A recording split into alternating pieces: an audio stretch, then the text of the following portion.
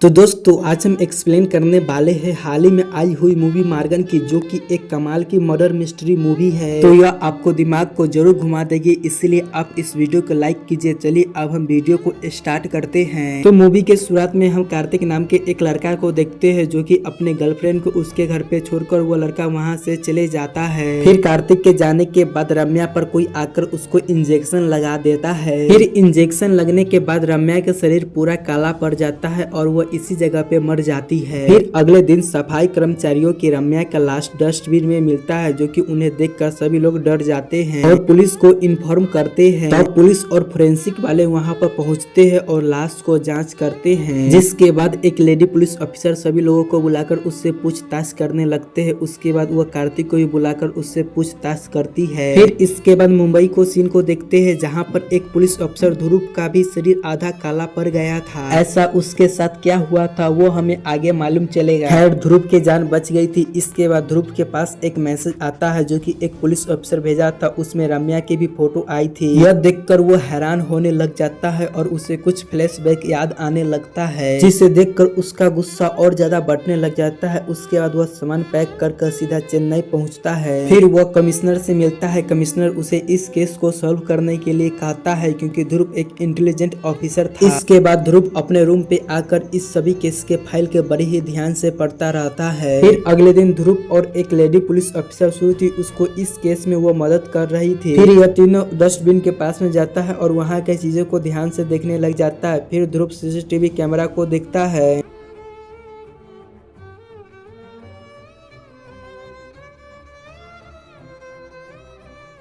और उसके नीचे लिखा हुआ था माई वर्स्ट बर्थडे इवर। इसके बाद ध्रुव और सृष्टि रम्या के बॉयफ्रेंड से मिलने के लिए जाता है, जो कि एक फोटोग्राफर होता है, और वह रम्या के बॉयफ्रेंड से कहता है कि बर्थडे वाला दिन के फोटो दिखाने के लिए। तब कार्तिक उन्हें बर्थडे वाले दिन फोटो दिखाने लग जाते हैं। तब कार्तिक उन्हें कहते हैं कि मैंने रम्या को बर्थडे के दिन एक लॉकेट भी गिफ्ट किया था। तब श्रुति कहती है कि मुझे रम्या को लास्ट तक कोई लॉकेट नहीं मिला। इसके बाद ध्रुव मोहल्ले के सभी सीसीटीवी कैमरे चेक करने लग जाते हैं, लेकिन सीसीटीवी कैमरे में कुछ भी पता नहीं चलता है, यानी कि खूनी को पता था कि कहाँ सीसीटीवी कैमरे लगा हुआ है। फिर वीडियो और फोटो रिवाइंड करने के बाद उस वीडियो में एक कार दिखाई देता है, जो कि 20 मिनट पहले ही गया था, जो कि वो कार वापस लौट कर नहीं आई। फिर पुलिस ने उस कार को जांच पड़ताल किया तो पता चला कि वह कार एक फर्जी था और नंबर प्लेट भी फर्जी था, सारा चीज ही फर्जी था। तभी उस रास्ता से एक लड़का को जाते हुए देखता है। तभी उस लड़का पर उल्लू हमला करता है। तभी ध्रुव पूछता है कि ये लड़का कौन है और इसके बारे में अभी तक पता क्यों नहीं किया। फटाफट इस लड़की के बारे में पता करो और जल्दी से पकड़कर इस लड़का को रिमांड पे लाओ। और अब सभी पुलिस वाले उस लड़की के बारे में पता करने लग जाते हैं। तभी एक दौरान ध्रुव को एक कार दिखाई देता है, वो भी ब्लैक कलर की, और उस कार में बहुत सारे धूल माटी लगा हुआ था और उस कार के शीशा पर बहुत रंग के पैटर्न भी बना हुआ था। अब ध्रुव ने उस पैटर्न को याद करता है तो ध्रुव को पता चलता है कि कार्तिक ने इसी पैटर्न का रॉकेट रम्या को दिया था। तभी ध्रुव ने फोरेंसिक वाले को यहाँ पर बुलाते हैं और उस कार में जितना फिंगरप्रिंट को सभी फिंगरप्रिंट को कलेक्ट करने के लिए कहते हैं। वहीं यह कार एक बूढ़े आदमी का होता है। तभी ध्रुव ने कार्तिक को कॉल करके पूछता है कि तुम वो लॉकेट कहाँ से खरीदा था। कार्तिक ने बताया कि वो लॉकेट मेरा दोस्त यूएस से लाया था तो और मैं उस लॉकेट को ले लिया। फिर ध्रुव पूछता है कि तुम उस लॉकेट का पैटर्न को किसी कार पर ड्रॉप किया था। तभी कार्तिक मना कर देता है। तभी फोरेंसिक से रिपोर्ट आ जाता है और उन सभी फिंगरप्रिंट को चेक करते हैं। तभी वो फिंगरप्रिंट एक अरूबी नाम के लड़के से मैच हो जाता है और वो लड़का कुछ दिन पहले ही ड्रग्स के केस में फंसा हुआ था। फिर ध्रुव के शक अरूबी पर बहुत ही ज्यादा बढ़ जाता है। तब ये ध्रुव को पता चलता है कि रम्या और अरूबी एक ही मोहल्ले के रहने वाले हैं। इसके बाद हम अरूबी को देखते हैं, जो कि स्विमिंग के ट्रेनिंग कर रहा होता है, क्योंकि उसके कुछ ही दिन के बाद कंपटीशन होने वाला था। फिर वहाँ पर पुलिस चले आते हैं और अरूबू को पकड़ लेते हैं और पकड़ के उससे एक इंटरनेशनल रूम में ले जाते हैं और उसका सारा सामान ले लिया जाता है। और वहीं ध्रुव कहता है कि इसे 6 घंटा तक इसी रूम में बंद रहने दो और इसे 6 घंटा तक कोई भी इससे बात नहीं करेगा, जिससे वह चिड़चिड़ा होने लगेगा और खुद ही सब बात सच्चाई बता देगा। फिर वो अंदर से चिल्ला रहा होता है कि सर आपको कोई गलत फैमिली हुआ है, मुझे जाने दीजिए, मेरी बहन घर पे अकेली अकेली होगी, लेकिन कोई भी उसका बात नहीं सुनता है। फिर थोड़ी देर के बाद अरूबी अपना जेब में से चिंगल निकालकर चबाने लग जाता है, जिसे देखकर ध्रुव गुस्से में कांस्टेबल को बुलाकर कहता है कि तुमने उसका जेब सही से चेक क्यों नहीं किया और वो चिंगल को चबाकर अपना टाइम वेस्ट कर लेगा। तब श्रुति ध्रुव के पास आती है और अरूबी के बहन के बारे में बताती है कि इस दुनिया में इन दोनों भाई बहन के अलावा इसका कोई भी नहीं है। फिर अरूबी रूम में बैठा हुआ होता है और कविता को गा रहा होता है, तभी पुलिस वाले आकर उसको खाना दे देते हैं। तब अरूबी कहता है कि मुझे खाना नहीं चाहिए, मेरे बैग में एक दवा है वो लाकर मुझे दे दो। यह सुनकर ध्रुव उसका बैग चेक करता है और बैग में वो दवाई मिलता है। उसके बाद ध्रुव उस दवाई को नाम को गूगल पर सर्च करता है। तब पता चलता है कि यह दवाई किसी माइंड मेमोरी से रिलेटिव है और यह दवाई अरूबी के नहीं मिलने के बाद अरूबी बहुत ही जोर से चिल्लाने लग जाता है कि सर यह दवाई मुझे दे दो, मेरा सर फटे जा रहा है। लेकिन कोई भी उसको दवाई नहीं देता है। इसके बाद अरूबी के सामने एक चेहरा आने लग जाता है और उस चेहरा को देखकर अरूबी डिस्टर्ब हो जाता है और वो वहाँ से उठकर पानी पीने लग जाता है। उसके बाद वो चिल्लाने लग जाता है कि सर मुझे वो दवाई दे दो। उसके बाद वो लड़की का चेहरा को दीवार पर बनाने लग जाता है। फिर वो कुछ सोचकर उस लड़की का चेहरा को मिटा देता है। इसके बाद अरूबी की हालत बहुत ही ज्यादा खराब होने लग जाता है। इसके बाद वो अपना हालत को सही करने के लिए बाथरूम में जाकर उस पानी को बाल्टी में भरकर उसमें अपना सर को डुबा लेता है। जिसके बाद वो अपना सर को टेबल पर रखकर बैठा हुआ होता है। तभी कांस्टेबल आकर उसका दवाई देकर चले जाते हैं। फिर इसके बाद ध्रुव अरूबी के सामने आकर बैठ जाता है और उसे सवाल जवाब करने लग जाता है कि तूने रम्या को क्यों मारा। तब अरूबी कहता है सर आपको गलत फैमिली हुआ है, आपने गलत बंदे को पकड़ लिया है। इसके बाद सृष्टि उसको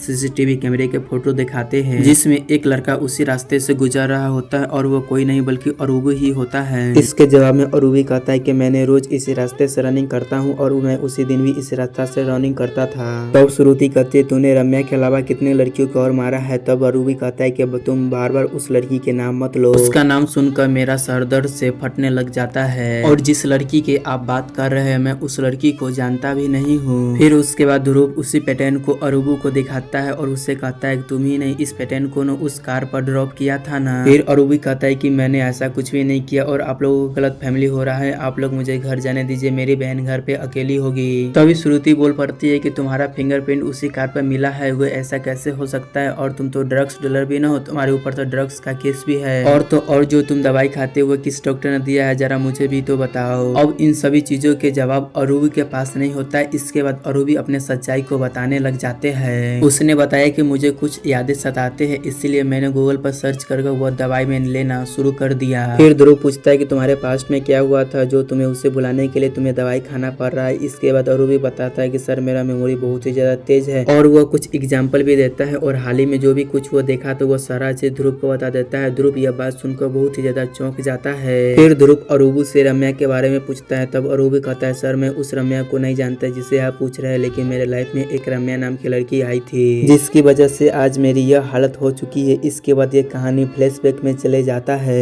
हम देखते हैं कि अरूबी अपना दोस्तों के साथ क्लास में बैठा हुआ होता है। तभी उसके पास एक रम्या नाम की लड़की आती है और वो सीधा कहते है कि अरूबी मैं तुमसे प्यार करता हूँ। तभी अरूबी कहता है आप मजाक मत कीजिए, मुझ में ऐसा प्यार करने वाला क्या है। तभी रम्या उसकी तारीफ करते हुए कहती है कि तुम पढ़ाई में बहुत ही अच्छी और तुम स्विमिंग भी बहुत ही अच्छी कर लेता है और तुम अपना बहन का भी ध्यान बहुत ही अच्छी तरह से रख लेते हो, जो बात अरूबी के बहुत ही ज्यादा अच्छा लगता है। इसके बाद इन दोनों की लव स्टोरी यहाँ से ही शुरू हो जाता है। फिर इसके बाद जब कॉलेज का रिजल्ट आता है तो रम्या को तो प्राइवेट जॉब लग जाता है और अरूबी भी अपना सरकारी नौकरी का तैयारी करने लग जाता है क्योंकि उसकी माँ की सपना था कि अरूबी एक सरकारी नौकरी करे और इन दोनों की जिंदगी बहुत ही अच्छे से चल रही होती है। तभी एक दिन रम्या को मैनेजर उसको बुलाकर उसको प्रपोज करता है और कहता है तुम सिर्फ हाँ कह दो, इसके बाद हम दोनों यूएस जाकर हम दोनों सेटअप हो जाएंगे।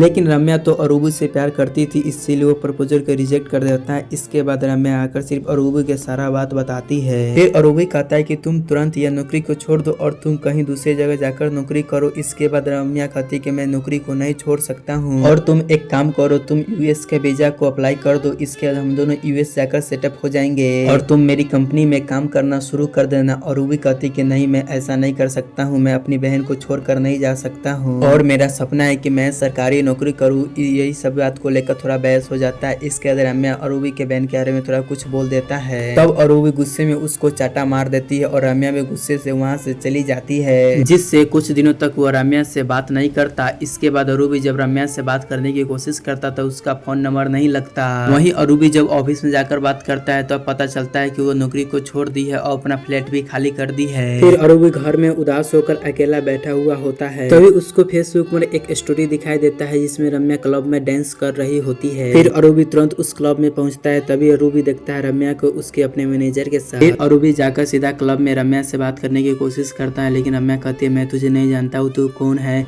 इसके बाद रम्या गुस्से में आकर उसे एक गिलास मार देती है और यह सब देखकर अरूबी के दिल टूट जाता है और यही कारण होता है कि उस लड़की के नाम सुनते ही अरूबी डिस्टर्ब होने लग जाता है। और उसके बाद यहाँ पर पुलिस अफसर पहुंच जाते हैं ड्रग्स के मामले में और यहाँ पर अरूबी था इसीलिए उसका भी फिंगरप्रिंट लेकर उसको भी इसमें डाल देते हैं। हालांकि अरूबी स्टूडेंट था इसीलिए उसको तुरंत छोड़ दिया जाता है। इसके बाद कहानी प्रेजेंट टाइम में आता है। अब अरूबी बोलते बोलते जाकर एक कोने में बैठ जाता है। इसके बाद वो एक कोने में बैठे हुए होता है। फिर थोड़ी देर के बाद श्रुति जब उसको हिलाता है तो वो जानती है कि ये तो बेहोश हो गया हुआ है। इसके बाद ध्रुव तुरंत उसको डॉक्टर के पास लेकर जाता है। इसके बाद डॉक्टर बोलता है कि इसका बीपी हाई होने के वजह से यह बेहोश हो गया हुआ था। यहाँ ध्रुव उस दवाई के बारे में भी डॉक्टर को अच्छा से समझाता है और उसका कंडीशन के बारे में अच्छा से बताता है। इसके बाद डॉक्टर इसका इलाज शुरू करते हैं। फिर अरूबू को एमआरआई मशीन में डालकर उसका मेमोरी चेक करने के लिए उससे कुछ सवाल पूछने लगते हैं कि अरूबी अगर तुम्हें कुछ बचपन के बात याद है तो तुम हमें बताओ। तब वो बताता है कि जब मैं 1 साल के था तब उसके माता पिता एक कुएं में नहाने के लिए ले जाते हैं जिसमें से सभी लोग उसी कुएं के पानी से नहा रहे होते हैं और माना जाता था कि जल में कुछ शक्तियां है। इसी के जानने के लिए अरूबी उस कुएं के पास में जाता है और वो जाते जाते वो कुएं में गिर जाते हैं, लेकिन उसका माता पिता तो इधर मंदिर में भजन में व्यस्त थे तो उन्हें कुछ भी पता नहीं चलता है। वहीं वो पानी में गिरने के कारण उसको सांस नहीं मिलने के कारण वो बेहोश हो रहा होता है। तभी उसके पास एक कछुआ आता है और वो उस कछुआ के सर चमक रहा होता है। तभी वह कछुआ जैसे ही अरूबी के मुंह पर अपना नाक लगाता है उसके बाद कछुआ के पूरा ताकत अरूबी के अंदर चले आता है, जिसके बाद उसे कुछ भी याद नहीं आता है कि वो पानी के बाहर कैसे आया। डॉक्टर यह सारा बात सुनने के बाद और एमआरआई रिपोर्ट आने के बाद वो हैरान हो जाते हैं। और ध्रुव जब डॉक्टर के पास जाते हैं तो डॉक्टर कहते हैं ऐसा केस तो न के बराबर होते। इसके बाद ध्रुव जब अरूबू के पास जाते हैं तो अरूबू उसी पैटर्न को एक कागज पर बनाया हुआ होता है। तब ध्रुव पूछता है कि तुम यह इमेज कहाँ से इस पर बनाया है। इसके बाद अरूबू कहता है कि आपने जिस इमेज को मुझे सुबह दिखाया था ना, ये इमेज मेरे दिमाग में बार बार आ रहा था जिसे मैं टाइम पास के लिए इस पर ड्रॉ कर लिया था। बाकी मैं इस ड्रॉप को कहीं पर भी नहीं बनाया है, मुझे अब छोड़ दीजिए। यह बात सुनकर ध्रुव अरूबू पर और शक बढ़ जाता है। इसके बाद ध्रुव अरूबू से कहता है तुम मुझे सच बात बता दो नहीं तो मैं तुझे जेल में डाल दूंगा।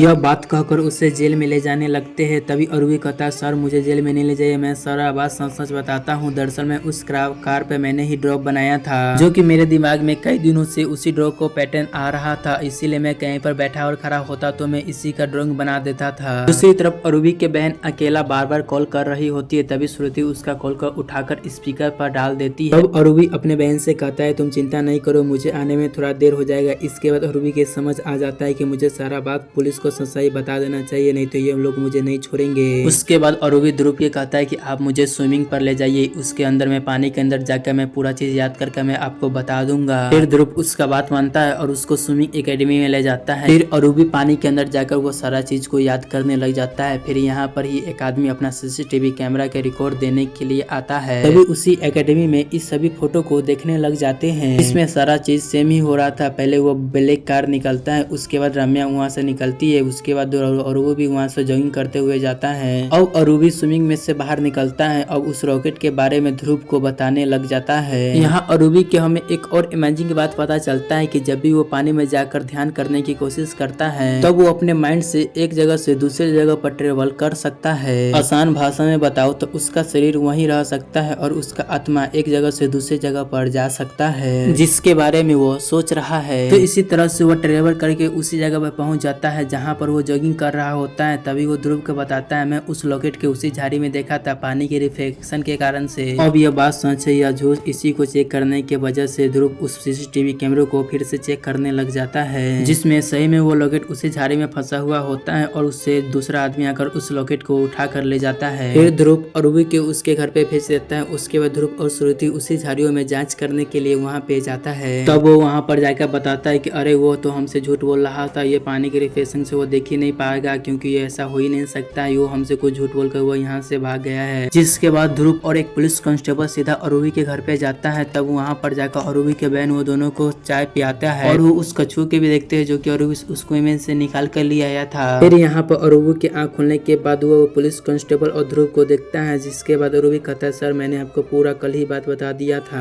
तब ध्रुव कहता है अरे चिंता मत करो यार, ऐसा कुछ भी नहीं होने वाला है, मैं तो सिर्फ तुम्हारा मदद के लिए मैं यहाँ पर आया हूँ। तब अरूबी थोड़ी अपनी ऊंची आवाज में ध्रुव से कहता है आप तो अब मेरी वजह से उस किलर को खोज लेंगे जी, लेकिन उसके बाद जब मेरी बहन और मेरे पर कुछ बीतेगा तो आप मुझे पर क्या करेंगे, और मेरी बहन के अलावा इस दुनिया में मेरा कोई भी नहीं है। तभी ध्रुव गुस्से में कहता है कि तुम्हें अपने के खोने के कोई गम नहीं है। तभी उसको एक वीडियो दिखाते हुए कहता है और कि आखिरी बार मैं अपनी बेटी प्रिया को इस वीडियो में देखा था। इसके बाद इस कहानी का सीन पास्ट में जाता है जहाँ पर प्रिया के सीनियर उसका रैगिंग कर रहा होता है और ध्रुव के दोस्त उसको वीडियो कॉल करके उसको यह सब दिखा रहा होता है। तभी ध्रुव देखता है कि जो बंदा प्रिया के रैगिंग कर रहा होता है उसके ऊपर एक उल्लू बैठा हुआ होता है और वो बंदा कोई और नहीं बल्कि ड्रग्स डीलर सादिक है। फिर इसके बाद अगले ही दिन ध्रुव को अपने बेटी के मरने की खबर मिलता है। इसके बाद ध्रुव जल्दी से अपनी बेटी को देखने के लिए जाता है। तब ध्रुव देखता है कि उसका भी बेटी का पूरा शरीर काला पड़ गया हुआ होता है और मर गई होती है। फिर पोस्टमार्टम रिपोर्ट में पता चलता है कि प्रिया को एक इंजेक्शन डालकर मारा गया है, जिसके बाद ध्रुव हर ड्रग्स डीलर को एक एक करके मारने लग जाता है और वह शादी को ही खोजने लग जाता है। फिर एक दिन शादी की खबर मिल जाता है ध्रुव के। उसके बाद ध्रुव अपने सभी टीम के साथ वहाँ पर जाता है, लेकिन वहाँ पर तो शादी के सिर्फ लास्ट मिलता है, वो भी ब्लैक हुआ होता है और उसी दौरान ध्रुव पर कोई हमला करके उसे भी इंजेक्शन लगा देता है, लेकिन ध्रुव को सिर्फ आधा ही शरीर ब्लैक हुआ था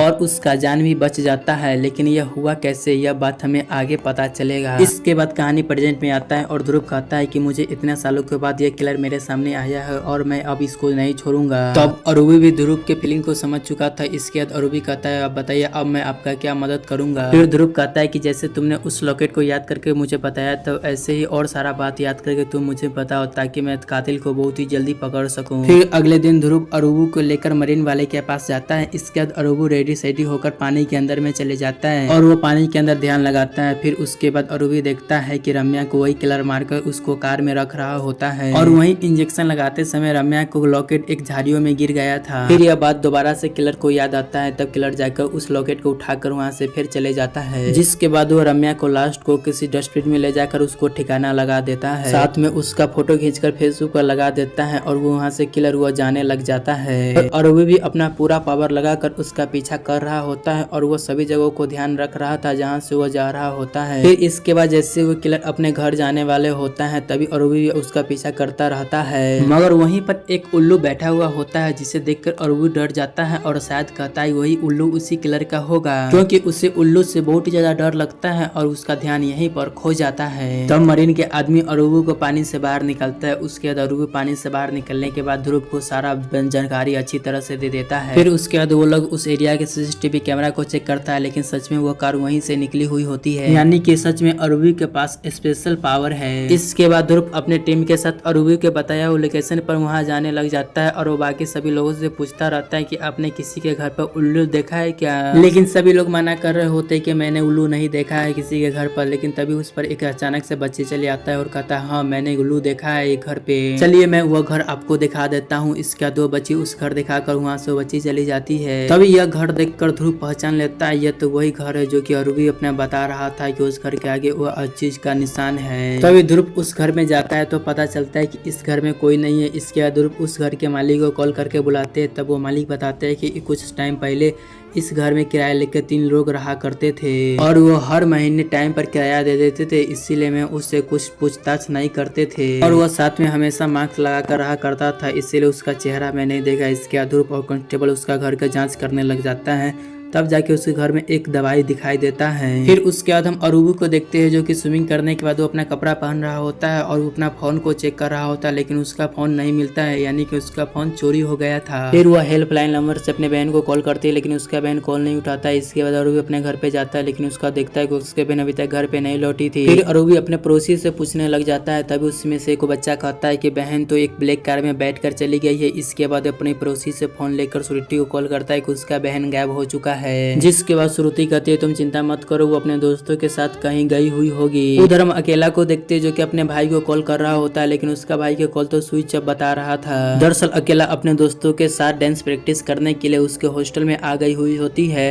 इधर भी अरूबी अपने बहन को कॉल करने की पूरा कोशिश कर रहा था, लेकिन नेटवर्क न होने के कारण उसके पास कॉल नहीं लग रहा था। इधर अकेला भी नेटवर्क ढूंढने के कारण वो हॉस्टल में से बाहर निकल जाती है और वो नेटवर्क खोजने लग जाती है। तभी किलर आकर उसको इंजेक्शन लगा देता है। फिर अगले दिन एक लाश के एक पुलिस कांस्टेबल में खबर मिलने के बाद वो श्रुति उस अरूबी को भी लेकर आता है। उसके बाद अरूबी जब अपने बहन को देखता है तो वो चौंक जाता है कि इन लोगों ने मेरे बहन को क्या हालत बना दिया है। लेकिन थोड़ी देर के बाद वो ध्यान से देखने के बाद अरूबी कहता है कि मेरी बहन नहीं है, लेकिन फिर उसके बाद वो फेसबुक पर देखता है तो वो तो एक डॉक्टर के लाश थी। फिर उसके बाद अरूबी को भी टेंशन होने लग जाता है कि उसका बहन अभी तक कहाँ है। उसके बाद अकेला अपने घर पे चले आता है, जिससे अरूबी देखकर बहुत ही ज्यादा खुश होता है और वो अपने बहन को गला लगकर रोने लग जाता है। फिर उसके बाद अकेला बताती है कि दरअसल मैं उस रात तो मैं अपने दोस्तों के साथ डांस प्रैक्टिस करने के लिए उसको हॉस्टल में गया था, लेकिन वो जैसा सोचा था वो ऐसा नहीं हुआ था। वह सब तो अरूबी के इमेजिनेशन थी, उसके अलावा तो वो तो डॉक्टर पर हमला किया था। उसके बाद उधर ध्रुव उस डॉक्टर शालिनी को पता लगाने के लिए वो हॉस्पिटल में जाता है। फिर इधर अरूबी पानी में जाकर उस अरूबी के पूरा ध्यान लगाने लग जाता है और वो दोबारा से ट्रेवल करके वो उसी जगह पर पहुंच जाता है और अब की बार वो उल्लू से नहीं डरता है और वो घर के अंदर घुस जाता है, जहाँ पर 3 लोग होते हैं और उसमें से एक लोग एक किताब लिए हुए होते हैं। उस किताब में वो लोग जितने भी लोगों के मारे हुए थे उसमें सभी को फोटो और उसका नाम लिखा हुआ होता है, जैसे कि प्रिया, रम्या, शालिनी और उसमें से एक लड़की और भी आगे मरने वाली थी, उसका नाम था बिलेना।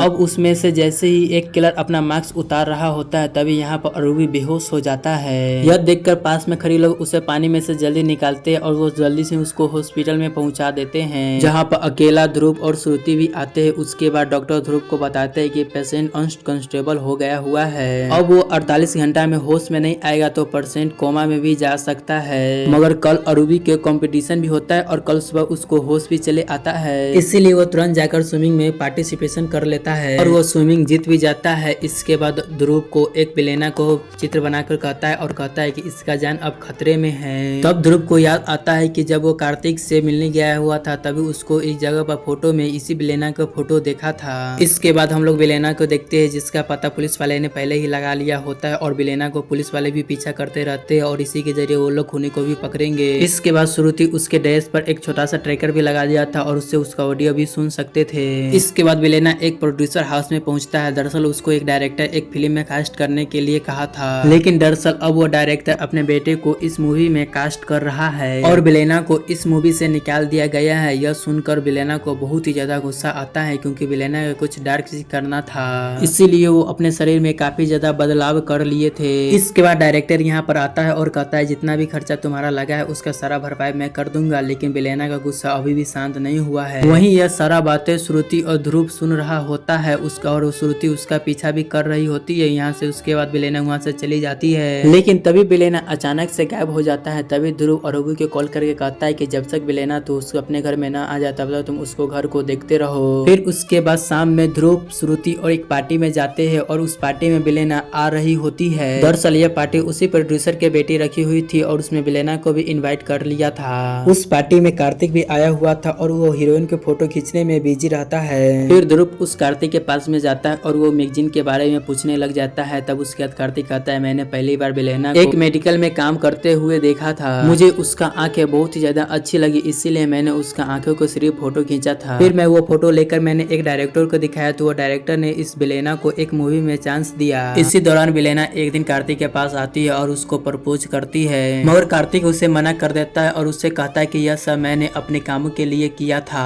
और मुझे तुमसे कोई लगाव नहीं है। और वैसे भी कार्तिक रम्या से उस टाइम प्यार करता था और उसके बाद वो बिलेना उसको एक लॉकेट देकर चला गया। और यहाँ पर हमें पता चलता है कि कार्तिक ने वो लॉकेट अपने दोस्त से नहीं लिया था, बल्कि वो लॉकेट तो बिलेना से लिया था। इसके बाद बिलेना के रूम में एक डिलीवरी बॉय आता है, वो डिलीवरी देकर जाता है। इसके बाद अरूबी देखकर सोचने लग जाता है कि यानी कि बिलेना के रूम में कोई और भी रहता है। तभी वो इस बात को बिलेना से पूछने के लिए वो गेट को टकटकाता है। तभी उसके पीछे से 2 आदमी आता है और उसको पकड़ लेता है और उसको थोड़ा सा मारता भी और उसके पीछे से इंजेक्शन लगाकर उसको अरूबी के उसी जगह पर बेहोश कर देता है। फिर उसे एक पानी के डिब्बा में उसे डालकर उसे ढक्कन से बंद करके उसी में उसको डालकर छोड़ देते हैं। उधर कार्तिक बिलेना के आगे की कहानी बताने लग जाते हैं। डायरेक्टर ने बिलेना के स्किन टोन चेंज करने के लिए काफी ट्रीटमेंट करवाए थे, क्योंकि उसका स्किन पहले बहुत ही ज्यादा डार्क था और यह सारा ट्रीटमेंट डॉक्टर शालिनी ही करती थी। फिर एक दिन शालिनी के क्लिनिक वालों ने, यानी कि जो लोग उसका एडवाइजर संभालते हैं, उन्होंने बिलेना के फोटो बिना पूछे उसने उसने किसी जगह पर छपवा दिए, जिससे बेलेना थोड़ा गुस्सा हो गई थी। इधर यह दोनों आदमी